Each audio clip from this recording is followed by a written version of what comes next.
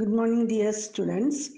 Welcome to Nirbhaya Learning Center's first class on business studies.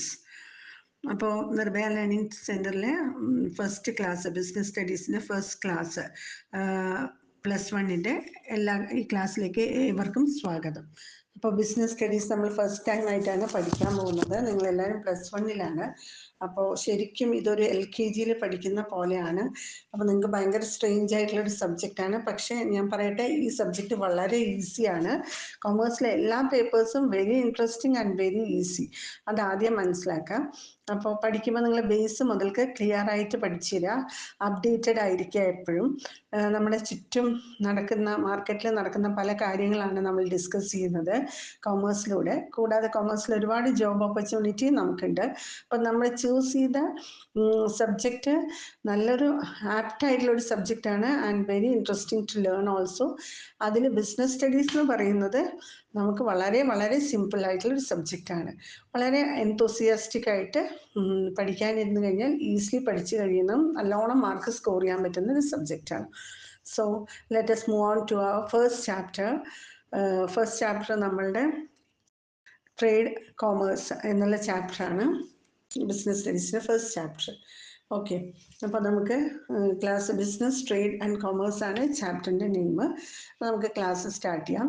അപ്പോൾ ഇതിൻ്റെ തുടക്കം നമുക്ക് എന്താണ് ബിസിനസ്, ആദ്യം നമുക്ക് എന്താ ബിസിനസ് എന്ന് ഫസ്റ്റ് നമ്മൾ മനസ്സിലാക്കണം അല്ലേ.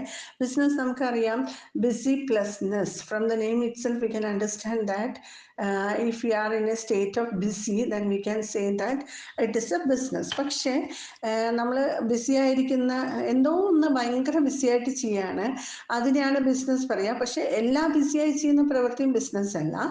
ബിസിനസ് എന്ന് പറയുമ്പോൾ നമ്മൾ ബിസി ആയിട്ട് എന്തോ ഒരു കാര്യം ചെയ്യാണ്, കണ്ടിന്യൂസ് ആയിട്ട് ചെയ്യാണ്. അതിൻ്റെ ലക്ഷ്യം പൈസ ഉണ്ടാക്കുക എന്നാണ്. ആ ബിസിനസ്സിലൂടെ ഉണ്ടാക്കുന്ന പൈസയാണ്, റിവാർഡിനെയാണ് പ്രോഫിറ്റ് എന്ന് പറയുക. പ്രോഫിറ്റ് ഉണ്ടാക്കാൻ വേണ്ടി നമ്മൾ കണ്ടിന്യൂസ് ആയിട്ട് നിരന്തരമായിട്ട് എന്തെങ്കിലും ഒരു ആക്ടിവിറ്റി ചെയ്തുകൊണ്ടിരിക്കുകയാണെങ്കിൽ അതാണ് ബിസിനസ്. ഓക്കെ, ബിസിനസ്സിൻ്റെ ഡീറ്റെയിൽസിലേക്ക് നമുക്ക് പോവാം. അതിന് മുൻപായിട്ട് ഫസ്റ്റ് തന്നെ നമുക്ക് history of trade and commerce in India അതൊന്ന് നോക്കണം. അപ്പോൾ ഇത് സ്റ്റേറ്റ് ആയാലും CBSE ആയാലും ഈ ഒരു ടോപ്പിക്ക് പല സ്കൂൾസിലും ടീച്ചേഴ്സ് സ്കിപ്പ് ചെയ്യാറാണ് പതിവ്. കാരണം അത് ഹിസ്റ്ററി അല്ലേ, just students can read and understand എന്നുള്ള കണക്കിലാണ് അവരങ്ങനെ ചെയ്യുന്നത്. പക്ഷേ ഇവിടെ ടീച്ചർ അതിനെക്കുറിച്ച് ചെറുതായിട്ടൊന്ന് എക്സ്പ്ലെയിൻ ചെയ്ത് തരുന്നുണ്ട്. അപ്പോൾ എല്ലാ കുട്ടികളും ശ്രദ്ധിച്ചിരിക്കുക. ഓക്കെ, അപ്പം ഈ history of trade and commerce പറയുന്നതിന് മുൻപ് തന്നെ നമുക്ക് ഇന്ത്യയെ നമ്മുടെ പഠനത്തിൻ്റെ ഭാഗമായിട്ടാണെങ്കിലും ഇന്ത്യയിലുള്ള കാലഘട്ടത്തിൽ നമ്മൾ 3ആയി തരംതിരിച്ചിട്ടുണ്ട് എപ്പോഴും. Ancient India, medieval India and modern India അല്ലേ. അപ്പോൾ ഏൻഷ്യൻ്റ് ഇന്ത്യയിൽ ബിസിനസ് ഉണ്ടായിരുന്നോ, ട്രേഡ് ഉണ്ടായിരുന്നോ, കൊമേഴ്സ് ഉണ്ടായിരുന്നോ? യെസ്, ഏൻഷ്യൻ്റ് ഇന്ത്യയിൽ ട്രേഡ് ഉണ്ടായിരുന്നു, ബിസിനസ് ഉണ്ടായിരുന്നു. ഓക്കെ, അതിന് തെളിവാണ് ancient trade cities of Mohenjodaro and Harappa Mohenjodaro എന്നുള്ള സിറ്റികളിൽ നിന്നും നമുക്ക് അതിൻ്റെ തെളിവുകൾ ലഭിച്ചിട്ടുണ്ട്. അവിടെ കച്ചവടം നടന്നിരുന്നു എന്നുള്ളതിന് തെളിവ് നമുക്ക് കിട്ടിയിട്ടുണ്ട്. ഓക്കെ, എന്തൊക്കെയാണ് അവിടെ കച്ചവടം ചെയ്യപ്പെട്ട വസ്തുക്കൾ? Gold, Gems, pearls, terracotta pots, ഇതൊക്കെയാണ് നമ്മൾ കച്ചവടം ചെയ്തിരുന്നത്. ആരുമായിട്ടാണ് നമ്മൾ കച്ചവടം സ്ഥാപിച്ചിരുന്നത്? മെസ്സോപ്പൊട്ടോമിയയുമായിട്ടാണ് ഇന്ത്യ ഏൻഷ്യൻ പീരീഡിൽ മോഹൻജാദാരോ, ഹാരപ്പ എന്നുള്ള ഏൻഷ്യൻ സിറ്റീസിൽ കച്ചവടം സ്ഥാപിച്ചിരുന്നത്. ഓക്കെ, ക്ലിയർ ആണല്ലോ. നമുക്ക് അടുത്ത ടോപ്പിക്കിലേക്ക് കയറാം. അടുത്ത ടോപ്പിക്ക്, ഇന്ത്യയിൽ എങ്ങനെയാണ് ബാങ്കിങ് സിസ്റ്റം ഡെവലപ്പായത്. ബാങ്കിങ് എന്ന് പറഞ്ഞാൽ തന്നെ നമുക്കറിയാം, നമുക്ക് ബിസിനസ് ചെയ്യാനായിട്ട് പൈസ വേണം. ഈ പൈസ നമുക്ക് ലോണായിട്ടും പൈസ എന്നുള്ളത് ഒരു ശരിക്കും പറഞ്ഞാൽ കൊമേഴ്സ് എന്നുള്ള പാർട്ടിലാണ് വരുന്നത്. ഓക്കെ, ട്രേഡ് എന്ന് പറയുന്നത് കച്ചവടമെന്നും കൊമേഴ്സ് എന്ന് പറഞ്ഞാൽ കച്ചവടത്തോടനുബന്ധപ്പെട്ട പ്രവർത്തനങ്ങൾക്ക് സഹായം ചെയ്യുന്ന സ്ഥാപനങ്ങളെയാണ് കമേഴ്ഷ്യൽ ഇൻസ്റ്റിറ്റ്യൂട്ട്സ് അല്ലെ കമേഴ്ഷ്യൽ സെൻറ്റേഴ്സ് എന്ന് പറയുന്നത്. അപ്പം നമുക്ക് ഇതിൽ കൊമേഴ്സ് എന്ന് പറയുന്ന ഒരു ഭാഗത്തിൽ വരുന്നതാണ് ബാങ്ക്സ് എന്നുള്ളത്. അപ്പം ഇന്ത്യയിൽ എപ്പോഴാണ് ബാങ്ക് നിലവിൽ വന്നത്? അപ്പം ആദ്യ കാലഘട്ടങ്ങളിൽ ഏൻഷ്യൻ പീരീഡിൽ ഈ മോഹൻജാദാരോ ഹാരപ്പയിലെ ബിസിനസ് ട്രേഡ് തുടങ്ങുന്നതിന് മുൻപൊക്കെ തന്നെ അതിന് മുൻപുള്ള കാലഘട്ടങ്ങൾ എന്ന് പറയുമ്പോൾ അവിടെ നാണയമോ അല്ലെങ്കിൽ വിനിമയത്തിനുള്ള, അതായത് എക്സ്ചേഞ്ച് ചെയ്യുമ്പോൾ പൈസ രൂപത്തിൽ അതെ സാധനങ്ങൾ വാങ്ങുകയും വിൽക്കുകയും ചെയ്യുമ്പോൾ മീഡിയം ഓഫ് എക്സ്ചേഞ്ച് എന്ന് പറഞ്ഞിട്ട് ഒരു വസ്തു ഉണ്ടായിരുന്നില്ല. പൈസയോ നാണയങ്ങളോ രൂപയോ ഒന്നും തന്നെ നിലനിൽക്കാത്ത ഒരു കാലഘട്ടം ഉണ്ടായിരുന്നു. ആ സമയത്ത് നമ്മൾ ബാർട്ടർ സിസ്റ്റമാണ് ഫോളോ ചെയ്തത്. ബാർട്ടർ സിസ്റ്റം പറഞ്ഞാൽ എന്താ? ഒരാളുടെ കയ്യിൽ ഒരു വസ്തു ഉണ്ട്, മറ്റൊരാളുടെ കയ്യിൽ വേറൊരു വസ്തു അധികമായുണ്ട്. അപ്പം നമ്മളുടെ ആവശ്യം കഴിഞ്ഞ് ബാക്കി വസ്തു, നമ്മൾ ഈ അധികം വരുന്ന വസ്തു അടുത്ത ആൾക്ക് വിൽക്കുന്നു. അയാളുടെ കയ്യിലുള്ള എക്സസ് ഉള്ള സാധനം നമ്മൾ ഇങ്ങോട്ടും മേടിക്കുന്നു. ഫോർ എക്സാമ്പിൾ, എൻ്റെ വീട്ടിൽ ധാരാളം തെങ്ങുണ്ട്. അപ്പോൾ അതുകൊണ്ട് തന്നെ അതിൽ ധാരാളം നാളികേരം ലഭിക്കുമായിരുന്നു. അപ്പോൾ ആ നാളികേരം ഞാൻ അയൽപക്കക്കാരന് കൊടുക്കുകയും, അദ്ദേഹം ഒരു കർഷകനാണ്, അദ്ദേഹത്തിന് ധാരാളം വയലുകളും നെൽകൃഷികളും ഉണ്ട്. അദ്ദേഹത്തിൻ്റെ കയ്യിൽ നിന്നും ഈ കൊടുത്ത നാളികേരത്തിന് പകരം ഞാൻ അരി മേടിക്കുകയും ചെയ്യുന്നു. ഈ system exchange of goods for goods ആണ് ബാർട്ടർ സിസ്റ്റം.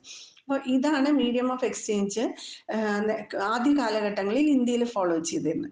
പക്ഷെ ഏൻഷ്യൻ്റ് ഇന്ത്യ, മൊഹൻജാദാരോ ഹാരപ്പയിലൊക്കെ തന്നെ നാണയങ്ങളുടെ ആ സമയമായിരിക്കും മെറ്റാലിക് കറൻസി നിലവിൽ വരികയും, മെറ്റാലിക് കറൻസി അതായത് കോപ്പറിൻ്റെ, ഗോൾഡിൻ്റെ, സിൽവർ കോയിൻസ് ഒക്കെ നമ്മൾ ഡെവലപ്പ് ചെയ്യാൻ തുടങ്ങിയതോട് കൂടിയിട്ട് ഒരു പ്രത്യേക വിഭാഗം, ഒരു സമൂഹം, ഒരു കൂട്ടം ജനങ്ങൾ ഇത്തരത്തിൽ ബിസിനസ്സുകാർക്ക്, ട്രേഡേഴ്സിന് സാമ്പത്തിക ആവശ്യങ്ങൾ, സാമ്പത്തികമായി ക്ഷയിച്ചിരിക്കുന്ന ട്രേഡേഴ്സ് അല്ലെങ്കിൽ എന്തെങ്കിലും സാമ്പത്തിക പ്രശ്നം അനുഭവപ്പെടുകയാണെങ്കിൽ അവരെ സാമ്പത്തികമായി സഹായിക്കാനായിട്ട്, കടം കൊടുക്കാനായിട്ട് ഒരു കൂട്ടം വ്യക്തികൾ വരികയും, ആ സമൂഹം ഇപ്പം നമ്മൾ പലിശക്കാര് എന്ന് നമ്മൾ പറയും.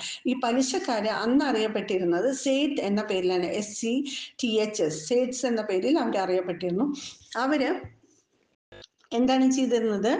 അവര് these money lenders the finances the needy traders at that period. ആ സമയത്ത് ആവശ്യക്കാരനായ പൈസയ്ക്ക് ആവശ്യമുള്ള കച്ചവടക്കാരെ കച്ചവടത്തിൽ സാമ്പത്തികമായി സഹായിക്കാനായിട്ട് പലിശക്കാർ മുന്നോട്ട് വരികയും, ഈ പലിശക്കാരുടെ ഈ സമൂഹത്തിന് അന്ന് സേഠ് എന്ന പേരിൽ അറിയപ്പെടുകയും ചെയ്തിരുന്നു. ഇതാണത്രേ ഇന്ത്യയിൽ ആദ്യത്തെ ബാങ്കിങ് സിസ്റ്റത്തിൻ്റെ ഒറിജിൻ. ഓക്കെ, ബാങ്കിങ് സിസ്റ്റം ആദ്യമായി ഇന്ത്യയിൽ ഉണ്ടാവാൻ കാരണം ഇത്തരത്തിലുള്ള ഒരു സമൂഹമായിരുന്നു. ഇനി ഈ ഫസ്റ്റ് ഇന്ത്യയിലുണ്ടായ ഈ ബാങ്കിങ് സിസ്റ്റത്തിന് ഇൻഡിജീനിയസ് ബാങ്കിങ് സിസ്റ്റം എന്ന് വിളിക്കുന്നു. Okay, this system of banking was known as indigenous banking system. അപ്പോൾ എമർജൻസ് ഓഫ് ഇൻഡിജീനിയസ് ബാങ്കിങ് സിസ്റ്റത്തിനെ കുറിച്ച് നിങ്ങൾക്ക് എന്തറിയാം? Introduction of metallic currency resulted in the emergence of money lenders to finance the needy people. These money lenders were called Seths. It was the origin of banking system in India. This system of banking was known as indigenous banking system. Clear അല്ലേ എല്ലാവർക്കും? ഇനി ancient പീരീഡിൽ കച്ചവടക്കാർക്കും പലതരത്തിലുള്ള പേരുകളിൽ അവർ അറിയപ്പെട്ടിരുന്നു. കച്ചവടക്കാര് അക്കാലത്ത് അറിയപ്പെട്ടിരുന്ന പേര് മഹാജൻസ്, Nagar Sait and chaat. ഈ 3 പേരിലാണ് ട്രേഡേഴ്സ് അറിയപ്പെട്ടിരുന്നത്. ഓക്കെ, അതേപോലെ തന്നെ സേവന മേഖലയിൽ പ്രവർത്തിക്കുന്ന സർവീസ് പ്രൊവൈഡേഴ്സ്, ഇന്ന് നമ്മൾ ഡോക്ടർ എന്നും ലോയർ എന്നും ടീച്ചർ എന്നും വിളിച്ചിരുന്നവര് അക്കാലത്ത് ഏൻഷ്യൻ്റ് ഇന്ത്യയിൽ അറിയപ്പെട്ടിരുന്ന doctors as vaidyas, lawyers as vakils and teachers as pandits and mullahs. Clear ആണല്ലോ? ഇനി നമ്മൾ ഈ ഏൻഷ്യൻ ആൻഡ് മിഡീവൽ ഇന്ത്യയിലുള്ള കച്ചവടത്തെക്കുറിച്ച് പഠിക്കുമ്പോൾ ഒരു 3-4 ടോപ്പിക്ക് ക്ലിയർലി മനസ്സിലാക്കി വെക്കണം. ട്രേഡ് എന്താണ്, ട്രേഡേഴ്സ് എന്താണ്, ഇമ്പോർട്ട് എന്താണ്, എക്സ്പോർട്ട് എന്താണ് എന്നുള്ള കാര്യങ്ങൾ. ട്രേഡ് നമുക്കറിയാം, buying and selling of goods and services is called trade അല്ലേ? ട്രേഡ് എന്ന് പറഞ്ഞാൽ, കച്ചവടം എന്ന് പറഞ്ഞാൽ സാധനങ്ങൾ വാങ്ങുകയും വിൽക്കുകയും ചെയ്യാണ്. എന്തിനു വേണ്ടിയിട്ടാണ്? For the purpose of earning profit, ലാഭം ഉണ്ടാക്കാൻ വേണ്ടി കച്ചവടത്തിൽ വാങ്ങുകയോ വിൽക്കുകയോ ചെയ്യുമ്പോൾ അതിനെ ട്രേഡ് എന്ന് വിളിക്കുന്നു.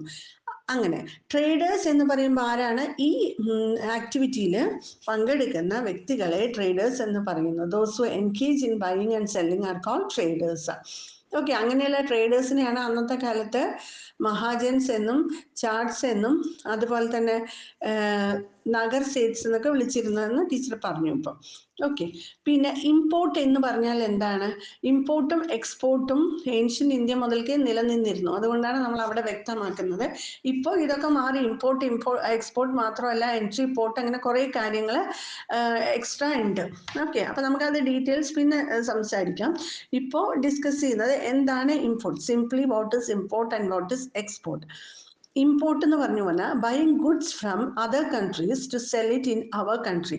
നമ്മുടെ ഡൊമസ്റ്റിക് കൺട്രിയിൽ, നമ്മുടെ രാജ്യത്ത് വിൽക്കാനായിട്ട് വിദേശ രാജ്യങ്ങളിൽ നമ്മൾ വസ്തുക്കൾ വാങ്ങിക്കുമ്പോൾ അതിനെ ഇമ്പോർട്ട് എന്ന് പറയുന്നു. ഗുഡ്സ് വാങ്ങിക്കുമ്പോൾ ഇമ്പോർട്ട് എന്ന് പറയുന്നു. ഓക്കെ. എക്സ്പോർട്ട് എന്ന് പറഞ്ഞാൽ അന്നത്തെ കാലത്ത് ഇമ്പോർട്ട് ചെയ്തിരുന്ന മെയിൻ ഐറ്റം കുതിരകളായിരുന്നു കേട്ടോ, ഹോഴ്സസ് ആയിരുന്നു. ഓക്കെ. എക്സ്പോർട്ട് എന്ന് പറയുന്നത് selling of goods to other countries from our country. നമ്മുടെ രാജ്യത്ത് നിന്ന് മറ്റു രാജ്യങ്ങളിലേക്ക് സാധനങ്ങൾ വിൽക്കുമ്പോൾ അതിനെ എക്സ്പോർട്ട് എന്ന് പറയുന്നു.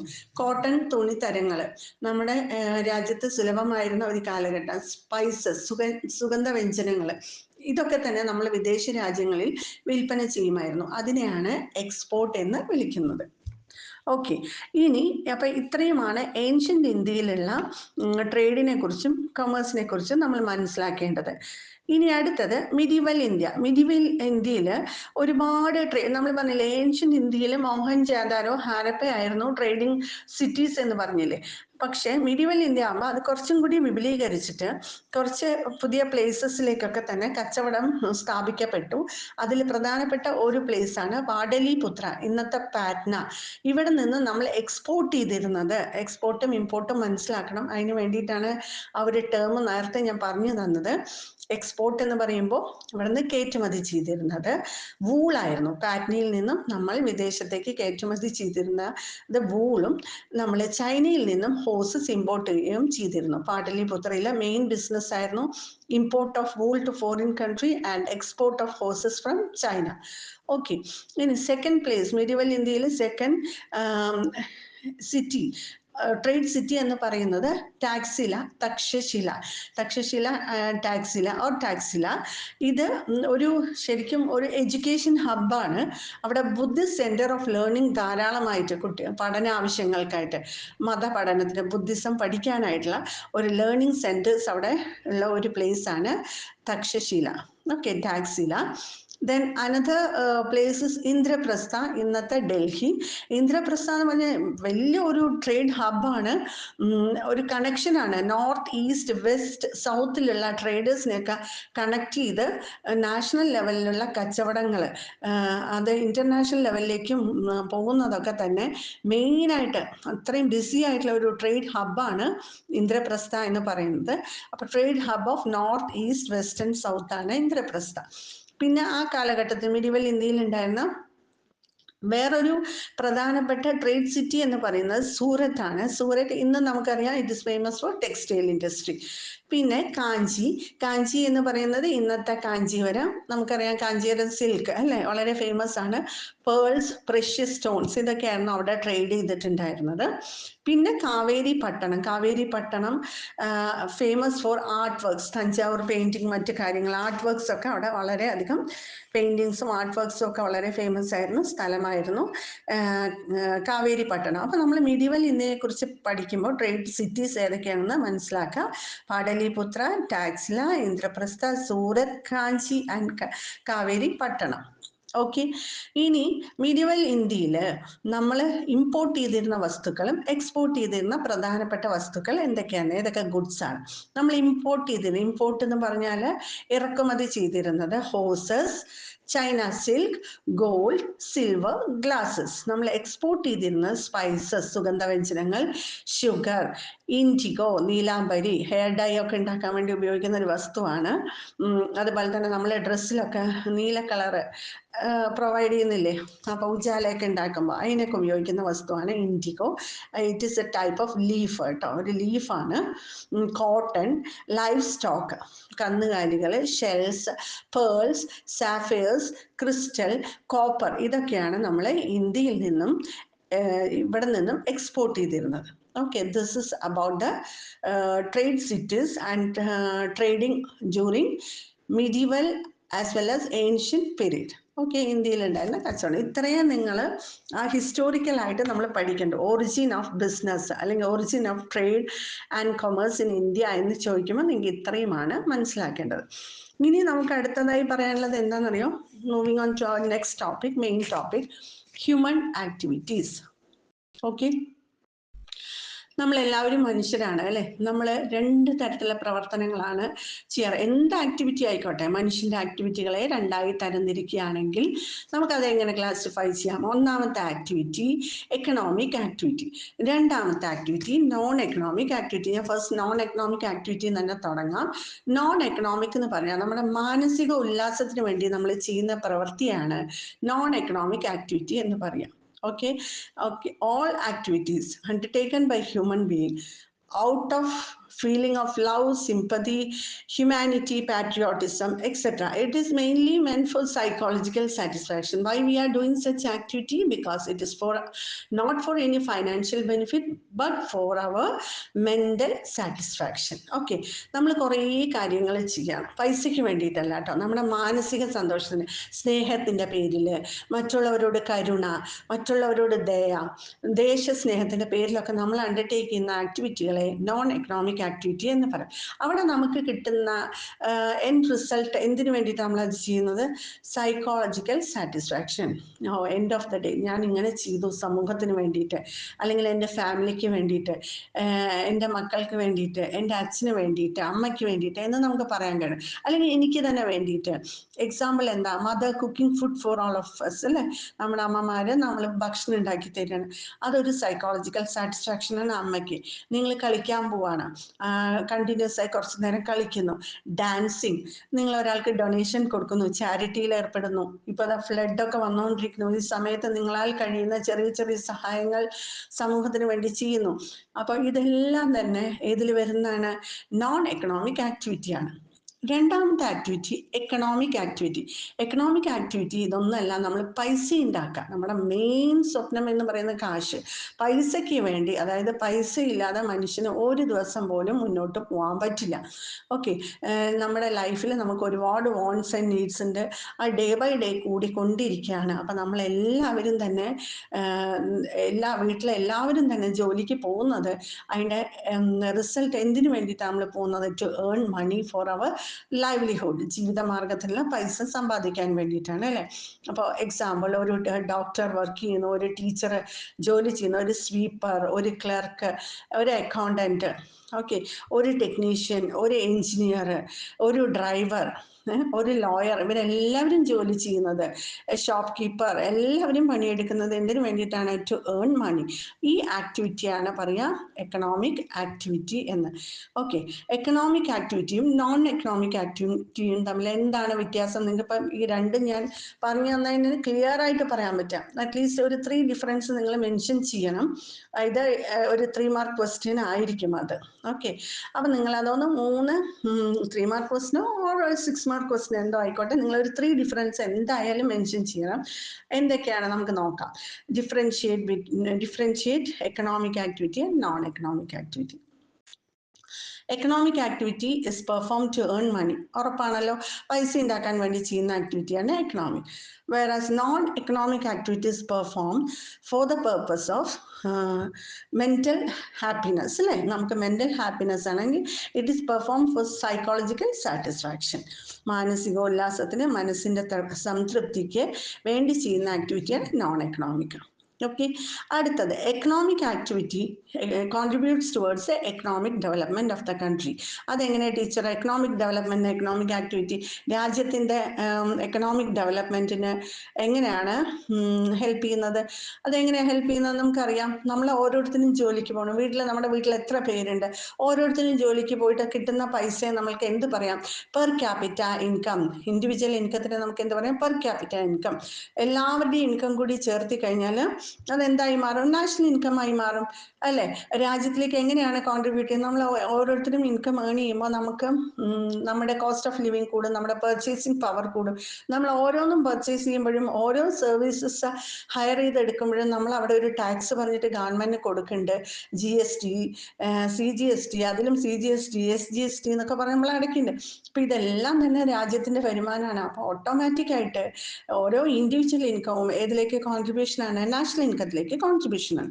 പക്ഷേ നോൺ എക്കണോമിക് ആക്ടിവിറ്റിയിലൂടെ ഒരു രാജ്യത്തിൻ്റെ ഒരു സാമ്പത്തിക വളർച്ച നമുക്ക് സാമ്പത്തിക വളർച്ചയ്ക്ക് ഒരു കോൺട്രിബ്യൂഷൻ നമ്മളവിടെ ചെയ്യുന്നില്ല. So non economic activity never aims at the economic development of the nation or society. Clear? ഇനി തേർഡ് ഡിഫറൻസ് എങ്ങനെയാണ്? എക്കണോമിക് ആക്ടിവിറ്റിയെ നമുക്ക് മൂന്നായിട്ട് ക്ലാസിഫൈ ചെയ്യാം. സാമ്പത്തിക പ്രവർത്തനം 3 തരത്തിലുണ്ട്. പൈസ ഉണ്ടാക്കാൻ വേണ്ടി നമുക്ക് 3 തരത്തിൽ ഏതെങ്കിലും ഒരു ചോയ്സ് ആണ് നമുക്ക് ഓരോ, നിങ്ങൾ എല്ലാവരും ഇപ്പൊ പഠിക്കണ്ടല്ലോ, പഠിച്ചു കഴിഞ്ഞാൽ നിങ്ങൾക്ക് 3 ചോയ്സ് ഉണ്ട്. നിങ്ങൾക്ക് എല്ലാവർക്കും ജോലിക്ക് പോകണം അല്ലേ? 3 തരത്തിലുള്ള ആക്ടിവിറ്റീസിൽ നിങ്ങൾക്ക് ചോയ്സ് ഉണ്ട്. എക്കണോമിക് ആക്ടിവിറ്റി 3 ആയിട്ടുണ്ട്. അതിൽ ഒന്നാണ് business, second one it is employment, and third one is profession. Okay, 3 തരത്തിലുള്ള എക്കണോമിക് ആക്ടിവിറ്റി. ബിസിനസ് പറഞ്ഞാൽ നിങ്ങൾക്കറിയാം, നമ്മളൊരു സംരംഭം തുടങ്ങുക, അത് കണ്ടിന്യൂസ് ആയി നടത്തുക, നിയമപരമായി നടത്തുക, എന്നിട്ട് അതിൽ പ്രയത്നിച്ചിട്ട് നമ്മൾ ചിലവാക്കിയതിനേക്കാൾ അധികം കൂടുതൽ ലാഭം, എക്സ്ട്രാ പൈസ ഉണ്ടാക്കുമ്പോൾ നമ്മൾക്ക് ആ ഡിഫറൻസ് നമുക്ക് ലാഭം എന്ന് പറഞ്ഞ് കിട്ടുകയാണ്. അങ്ങനെ അതുകൊണ്ട് നമ്മൾ നമ്മുടെ ലൈഫ് മുന്നോട്ട് കൊണ്ടുപോവുക. അപ്പം ഇതാണ് ബിസിനസ് എന്ന് പറയുന്നത്. പിന്നെ ഇതിനെ കുറച്ച് ഡീറ്റെയിൽ ആയിട്ട് നമ്മൾ ഇനി വരുന്ന ക്ലാസ്സിൽ പറഞ്ഞുതരാം. ഓക്കെ, പക്ഷേ എംപ്ലോയ്മെന്റ് പറയുന്നത് അങ്ങനെയൊന്നുമല്ല. നമുക്ക് വലിയ റിസ്ക് ഒന്നുമില്ല. ഒരാളുടെ അണ്ടറിൽ പോയി നമ്മൾ അവർ പറഞ്ഞ rules and regulation, code of conduct അല്ലെങ്കിൽ ഗൈഡ് ലൈൻസ് ഒക്കെ ഫോളോ ചെയ്തിട്ട് നമ്മൾ വർക്ക് ചെയ്യുക. ഇതിനെയാണ് എംപ്ലോയ്മെന്റ് പറയുക. നമുക്കത് സേഫ് ആണ്. അതിനും നമുക്ക് ആ ഓപ്ഷനും നമുക്കൊരു ചോയ്സ് ഉണ്ട്. മൂന്നാമത്തെ എക്കണോമിക് ആക്ടിവിറ്റി തന്നെ പ്രൊഫഷനാണ്. പ്രൊഫഷൻ എന്ന് പറയുമ്പോൾ ഒരു പ്രൊഫഷണൽ ആവണമെങ്കിൽ കുറച്ച് ഹാർഡ് വർക്ക് ചെയ്യണം, കുറച്ച് ഡെഡിക്കേറ്റഡ് ആയിരിക്കണം, ഒരു സ്പെഷ്യലൈസ്ഡ് നോളജ് നമ്മൾ അക്വയർ ചെയ്യണം, അതിന് പ്രിസ്ക്രൈബ് ക്വാളിഫിക്കേഷൻ എടുക്കണം.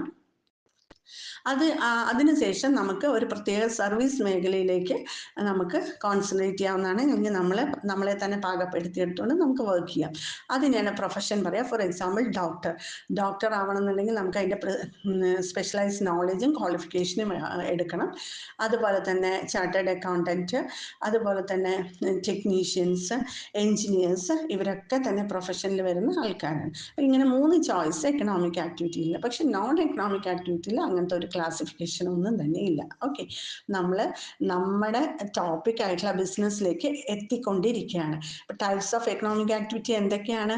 Economic activities are classified in to 3 types: business, profession and employment. അപ്പം ബിസിനസ് എന്നുള്ളതാണ് നമ്മുടെ ടോപ്പിക്ക്. ഈ ബിസിനസ് എന്താണെന്നും പ്രൊഫഷൻ എന്താണെന്നും എംപ്ലോയ്മെന്റ് എന്താണെന്നും ഇതിൻ്റെ എല്ലാം ക്യാരക്ടറിസ്റ്റിക്സും മറ്റു കാര്യങ്ങളും നമ്മൾ അടുത്ത ക്ലാസ്സിൽ ഡിസ്കസ് ചെയ്യുന്നതായിരിക്കും. എല്ലാ കുട്ടികൾക്കും ബിസിനസ് സ്റ്റഡീസിൻ്റെ ബേസ്, അതായത് അതിൻ്റെ ഹിസ്റ്റോറിക്കൽ ടൈമിൽ എങ്ങനെയായിരുന്നു ബിസിനസ് എന്നുള്ള കാര്യങ്ങളൊക്കെ മനസ്സിലാക്കിയെന്നും economic activity, non economic activity എന്താണെന്നും അതിൻ്റെ എക്സാമ്പിളും ഡിഫറൻസും മനസ്സിലാക്കി എടുത്തിരിക്കുന്നു എന്നും പ്രതീക്ഷിക്കുകയാണ്. എല്ലാവരും ഹാപ്പിയായി നിൽക്കുക, be confident, enjoy studying the subject. Commerce നല്ലൊരു സബ്ജക്റ്റാണ്, എൻജോയ് ചെയ്യുക. നന്നായിട്ട് ഒരു 3 ടൈംസ് ഈ വീഡിയോ എല്ലാവരും വാച്ച് ചെയ്യുക, അത്ര മതിയാവും. പിന്നെ ഇതിൻ്റെ നിങ്ങൾക്ക് നോട്ട്സ് വേണമെന്നുണ്ടെങ്കിൽ നിർഭയ ലേണിംഗ് ആപ്പ് നിങ്ങൾക്ക് പ്ലേ സ്റ്റോറിൽ പോയി ഡൗൺലോഡ് ചെയ്യാൻ പറ്റും. ആപ്പിൽ ഞങ്ങൾ ഇതിൻ്റെ നോട്ട്സ് അപ്ലോഡ് ചെയ്യുന്നതായിരിക്കും. നിങ്ങൾക്ക് നമ്മുടെ ആപ്പ് പർച്ചേസ് ചെയ്യാവുന്നതാണ്. ചെറിയൊരു എമൗണ്ടിലാണ് ആപ്പ് പോണത്. അതിൽ നമ്മുടെ എല്ലാ ക്ലാസ്സസും ഉണ്ടാവും, പ്ലസ് അതിൻ്റെ കൂടെ നോട്ട്സും ഉണ്ടാവും. ഇനി ഇതെല്ലാം തന്നെ ആപ്പിൻ്റെ മറ്റു കാര്യങ്ങളും അതുപോലെ നമ്മുടെ ഫേസ്ബുക്ക്, ഇൻസ്റ്റാ പേജുകളെ കുറിച്ചൊക്കെ തന്നെ ഡിസ്ക്രിപ്ഷൻ ബോക്സിൽ ഇടുന്നതായിരിക്കും. ക്ലാസ്സിനെ കുറിച്ചുള്ള നിങ്ങളുടെ valuable feedbacks in the form of comments നിങ്ങൾ തരുമെന്ന് ഞാൻ പ്രതീക്ഷിക്കുകയാണ്. Thanks for watching the video. Next video will be uploaded soon. അതിൽ നമ്മൾ ബിസിനസ് എന്താണെന്നുള്ള കാര്യങ്ങളൊക്കെ വിശദീകരിക്കുന്നതായിരിക്കും. Thank you so much.